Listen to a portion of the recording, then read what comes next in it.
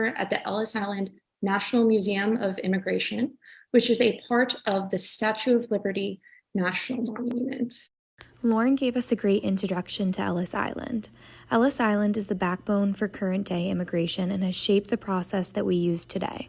The United States saw the largest migration of people in the world history. Over 26 million people entered our country during this time, overwhelmingly from Northwestern, Eastern, and Southern Europe. People were immigrating to the United States seeking freedom, liberty, and opportunity. People come to America to this day seeking the same principles and values. Steamships would have about a 10-day quarantine. Then, after the 10-day quarantine, a state health officer would come onto the boat, see if everyone was okay, and if the entire boat wasn't infected with something contagious, we were good to go. It's okay if a few people on the boat had something contagious. That's fine. Those few people could be taken off later and be assessed. Before coming to the United States now, you would also have to get a medical examination. This is something that is carried over. The United States wants to protect their current citizens from any new or foreign disease. During peak COVID in the United States, the government mandated a quarantine for people coming into the U.S.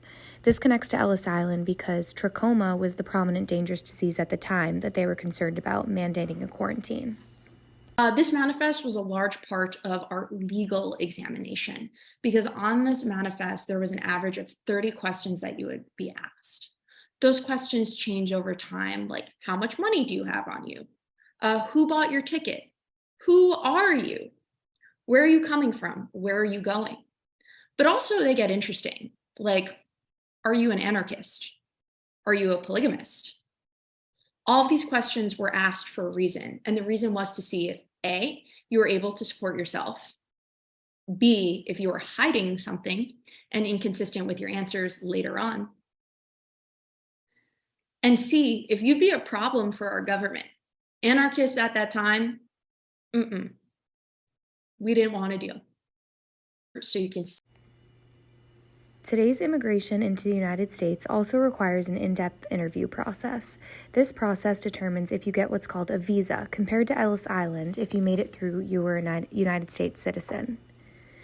We are still vetting those that try to come into the United States more in-depth now, for sure, but Ellis Island gave us the record and basis for these interviews and what we would be asking the people coming into the United States. So how did immigration to Ellis Island end? There were two reasons. That we made the Immigration Acts of 1921 and 1924. Those were established on a quota system from well before our peak immigration years. What does that mean? A lot of people that were attempting to enter our country during this time could not and were excluded.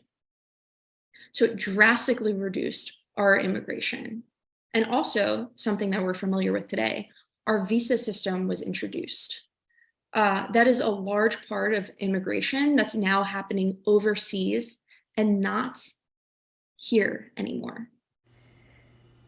Overall, Ellis Island was the backbone for our current system of immigration today. We can see similarities between the current day and the past. It lets us reflect on the progress we made and also the progress that still needs to be made in the immigration sector of the United States. We are a country of immigrants, no matter what way you put it, no matter when you immigrated. We are a people of immigrants. And if we can learn anything from our experience in Ellis Island, hopefully we can think a little bit more clearly about immigration then, and also immigration now too.